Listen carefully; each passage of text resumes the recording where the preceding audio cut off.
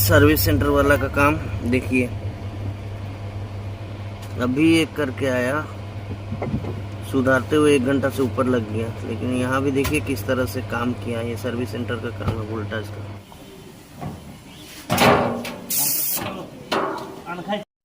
तो फ्रेंड्स यहाँ पर देख सकते हैं पानी निकल रहा है ऑयल के साथ और पूरा कचरा भरा हुआ सिस्टम में।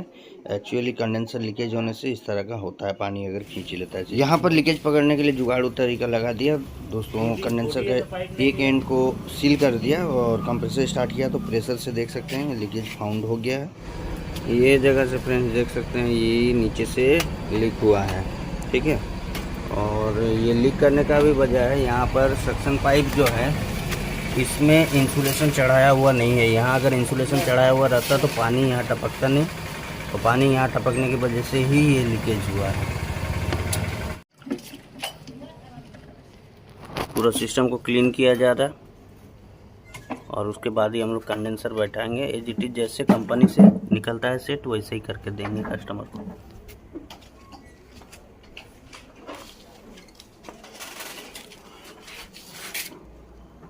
रिले एलपी भी खोल के इधर जितना इलेक्ट्रिकल आइटम है, कपलर है, सब ऊपर रख दिया गया है। अब इसको पूरा क्लीन करेंगे, फिर सूख जाएगा, उसके बाद कंडेंसर लगा देंगे इसमें। न्यू कंडेंसर वोल्टाज का ओरिजिनल 320 लीटर बीजी कूलर में जो लगता है वही कंडेंसर मंगाया हूँ और टेस्टेड है। और अभी इसको हम लोग फिक्स करेंगे। बाहर बारिश होने की वजह से नॉइज़ बहुत ज़्यादा आ रहा है। तो फ्रेंड्स अभी कंडेंसर हम लोग फिक्स कर दिए हैं और यहाँ पर देख सकते हैं ये जो सर्विस सेंटर वाला इस्तेमाल किया था, ये किया था 7.5 ग्राम का स्टेनर का इस्तेमाल। 330 लीटर में ये नहीं चलता है, इसमें चलता है 15 ग्राम का। मैं दिखा देता हूँ आपको, यानी 15 ग्राम का जो है ये देख सकते हैं सिलिका जेल। देख रहे हैं फ़र्क कितना है, ठीक है। ये 15 ग्राम का है और इसके अंदर सिलिका जेल भरा होता है। आवाज़ भी आपको सुनने को मिलेगा जब भी इसको सेक कीजिएगा, ठीक है। तो ये सर्विस सेंटर वाला जो है वो लोन बोलता है कि अवेलेबल नहीं है, अवेलेबल नहीं है। देख सकते हैं कहाँ पर इसका एंड आ रहा है और यहाँ कहाँ पर आ रहा है, ठीक है। तो 15 ग्राम आता है और भी बहुत सारे, जितना हैवी आपका सेट रहेगा उस हिसाब से डालना पड़ता है। और यहाँ पर मस्ट रहता है 316 का पाइप यूज़ करना। यहाँ हम लोग 316 का पाइप इसमें यूज नहीं करें, क्वार्टर का पाइप, क्योंकि साइज छोटा हो रहा है। क्वार्टर का ही पाइप डालेंगे। यहाँ से एक क्वार्टर का पाइप जोड़ के उसको यू बेंड बना के इस पोजीशन पे कोशिश करेंगे स्टर्नर को लगाने का। दोस्तों रेफ्रिजरेशन का वर्क जो होता है उसमें वेल्डिंग करना या ब्रीजिंग करना ये डिपेंड करता है कि आपका भविष्य कैसा रहेगा इस फील्ड में। आपको अच्छी तरह से ब्रीजिंग करना होगा, कहीं भी लीकेज का डाउट नहीं, और कमज़ोर ब्रीजिंग नहीं होना चाहिए। मान लीजिए कहीं कमज़ोर रहता है तो प्रेशर जब स्टैंडिंग प्रेशर उसका बढ़ जाएगा तब आपका क्या होगा, फ्रिज जब बंद हो जाएगा और गर्म कंडीशन रहेगा कंप्रेसर तो उस टाइम प्रेशर बहुत ज़्यादा बनता है। और यही सब चीज़ अगर ध्यान नहीं देके करते हैं तो रिपीट कंप्लेन तुरंत आ जाएगा आपका फ्रिज को हैंडओवर करने के बाद। सो दैट यहाँ पर हम लोग परफेक्ट जो होता है एकदम आराम से इत्मीनान से हम लोग ब्रीजिंग कर रहे हैं। ब्रीजिंग करने के बाद कंप्लीट उसका इंस्पेक्शन होगा कि सब कुछ सही हुआ कि नहीं, चारों तरफ से देख लीजिएगा, उसके बाद ही कस्टमर को हैंडओवर करेंगे। बड़ा तरीका यू बेंड बनाने का। यहाँ पर हम लोग जो स्टर्नर लगाएंगे, यहाँ पर देख सकते हैं गाड़ी का जो ब्रेक का केबल है बाइक का, उसका इस्तेमाल करते हुए हम लोग बेंड कर रहे हैं ताकि पूरा पिंच नहीं हो पाए और एयर और गैस का फ्लो सही से हो सके। हो सकता है पाइप दब जाएगा, ठीक है, लेकिन यहाँ पर मतलब उसका शेप चेंज होगा लेकिन पूरा ब्लॉक नहीं होगा। तो यहाँ पर ऐसे करके हम लोग अभी उसके बाद कनेक्ट करें। तो दोस्तों यू बेंड बना के उसमें हम लोग स्टैंडर लगा दिए हैं। दोस्तों कंडेंसर और स्टैंडर का ब्रीजिंग के बाद कैपिलरी ट्यूब भी उधर ब्रीजिंग कर दिए हैं। इसके बाद क्या हो रहा है कि फ्लैश करके देखेंगे सिस्टम में कहीं ऑयल वगैरह चढ़ा है या पानी तो कहीं कूलिंग कॉइल तक गया नहीं है, यानी एवापोरेटर तक पानी पहुंचा है कि नहीं, उसका भी टेस्ट करेंगे। फ्लैश करने से मालूम चल जाएगा। वो फ्लैश करेंगे, उसके बाद हम लोग फिर से सक्शन पाइप को कंप्रेसर के साथ ब्रीजिंग कर देंगे और उसके बाद प्रोसेस स्टार्ट होगा हम लोग का वैक्यूम का। दोस्तों बगैर फ्लैश किए आपको मालूम नहीं चलेगा कि उसमें क्या पोजीशन है, ऑयल महक रहा है कि नहीं। बहुत सारा क्या होता है, पानी अगर किसी तरह से सिस्टम का अंदर गया, कंप्रेसर का ऑयल के साथ मिक्स हुआ तो बार बार चॉकिंग का प्रॉब्लम आएगा काम करने के बाद।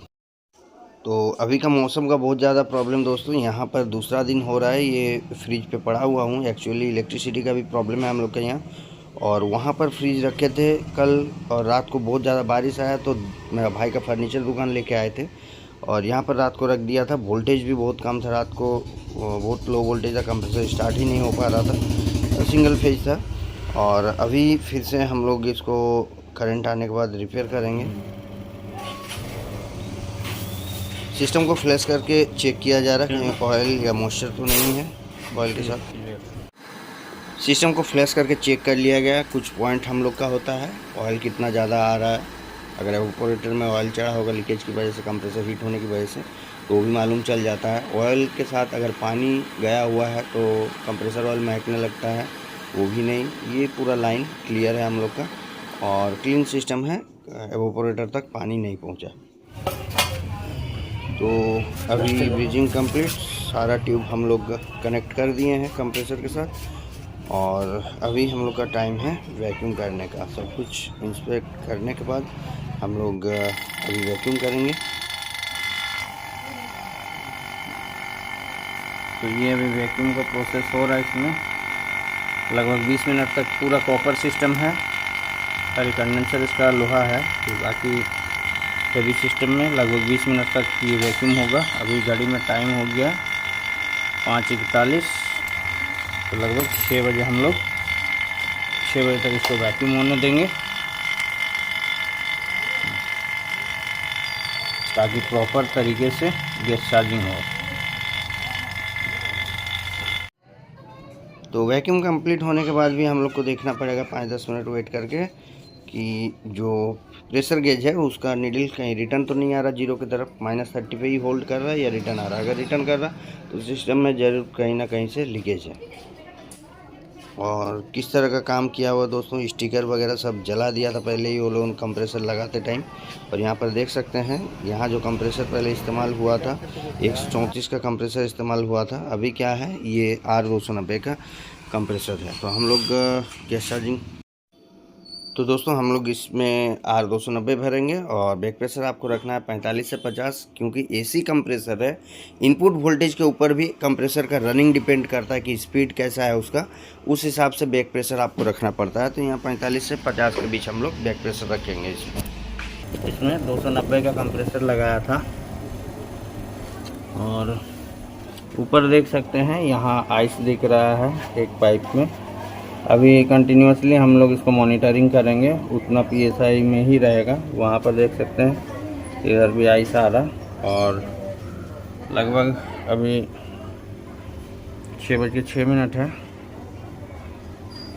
और हम लोग आधा घंटा इसको ऐसे ही चलने देंगे। उसके बाद चेक करेंगे अंदर का टेम्परेचर क्या डाउन हो रहा कि हाई हो रहा। तो अभी बाहर जैसे कि देख पा रहे हैं नॉर्मल हम लोग का टेम्परेचर है 27.4। अभी हम लोग टेम्परेचर इसका चेंज करेंगे, भीतर को थोड़ा लौटा दे रखें। तो फ्रेंड्स यहाँ पर प्रेशर देख सकते हैं लगभग 50 PSI ही रखे हैं अभी तक।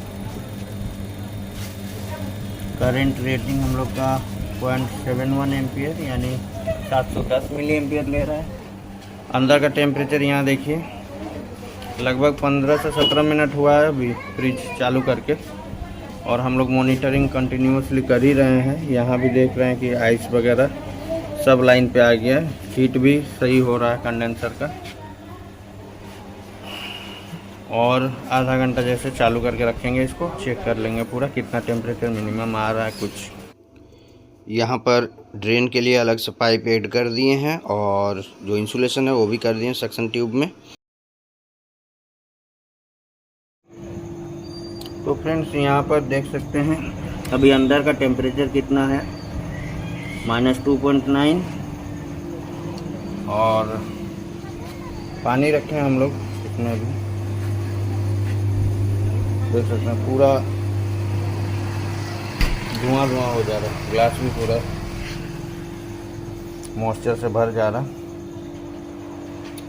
और खोलने के बाद अभी देखिए 0.6 हो गया। बाहर का हवा जैसे ही गया टेम्परेचर बढ़ा था, फिर घटने लग जाएगा। तो हम लोग का काम कंप्लीट है। लगभग इसको हम लोग 1 घंटा अभी चालू करके रखे हैं और ये काम हम लोग का कंफर्म हो गया।